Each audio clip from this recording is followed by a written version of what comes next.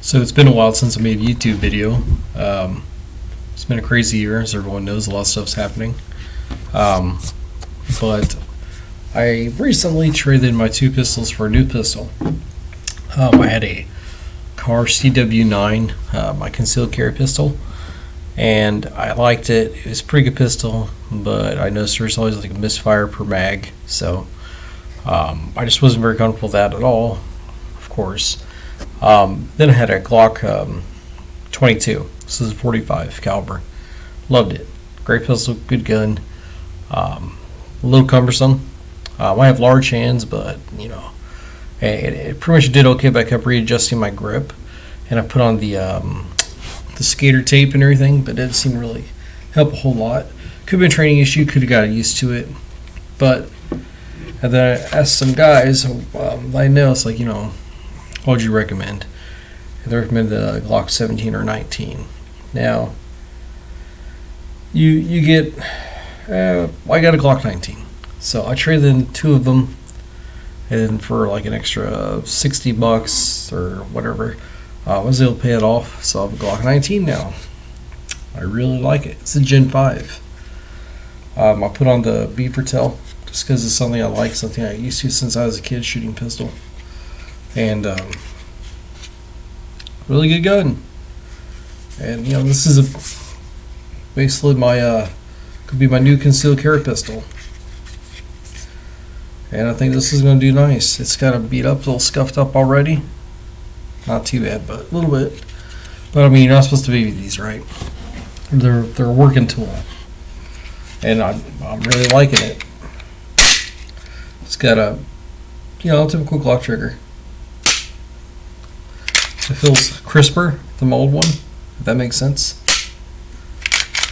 Now I'll probably end up having to get a different holster. I got a holster on Amazon, but it was an Israeli holster company. I can't remember the name of it, but it was super tight. Even if you remove the tensioning screw out of the Kydex holster, it was crazy tight.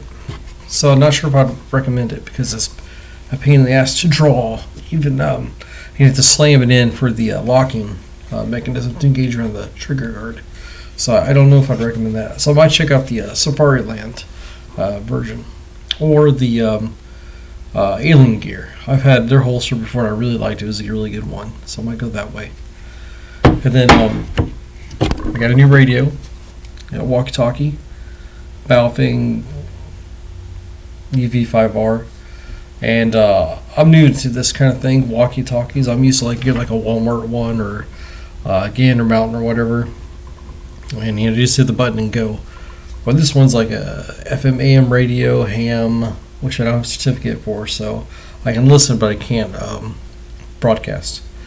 But it's just really cool. You lock the keypad and all that. It's got emergency light, and this is definitely something people, especially in these current circumstances, probably be a good idea to carry one in your car if you have some friends, family, or people that you trust.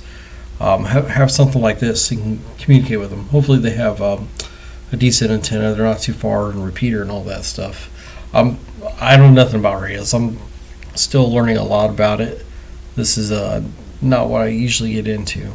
There's a lot to digest, but the year being the way it is, everyone should have something like this. You never know. And it's good to communicate with somebody. You can, I think, get on the police band or something like that. I had to look into it. And then recently, I've been piddling around with my AR. Nothing too crazy. Got my 1x6 scope on it from Monstrum Tactical. It's under $200 because of budgets. And I like it. It's a pretty great rifle.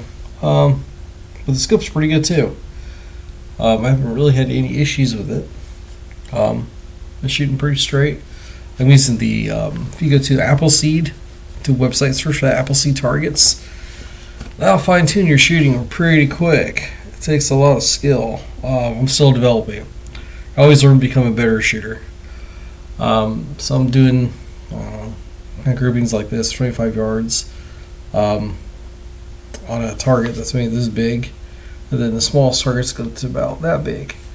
and it's a graduated target size. It depends if you're standing, kneeling, or prone. So that's a big useful thing. As far as the scope, I'm really liking it. Now the one thing I did get with the scope that was extra, I think it's $35 extra, was this mount, because it's a cantilever mount, meaning it shifts forward here, so it's not all bunched up. You have better eye relief. Also, I've noticed that it's got the red reticle, and what I'd recommend people is a lot of people get red dots. I did a 45-degree offset, and I might in the future. But for right now, all you have to do is close the front cap, turn the reticle on red on the lowest setting, and you can see through it like a red dot. I think for most circumstances it would work. So you could possibly bypass the red dot. It's a 45-degree offset. Still not a bad idea to get one though. Couldn't hurt. And it's just a little thing I've noticed. It's pretty neat. Acts like red dot. 1x6 scope. First focal plane. It's got, I think it's a 400 meter determinants, and maybe 5 if you count the very bottom ring, but definitely 400 meter. So I'm really liking that. It's fun to shoot. In the future, I may replace my old trusty quad rail and finally get on a free floating 15-inch rail, and that'll marginally improve accuracy. It's 223. It's not exactly a Mark 12. That's like some Dev Guru stuff. That's crazy. Not a seal or anything like that.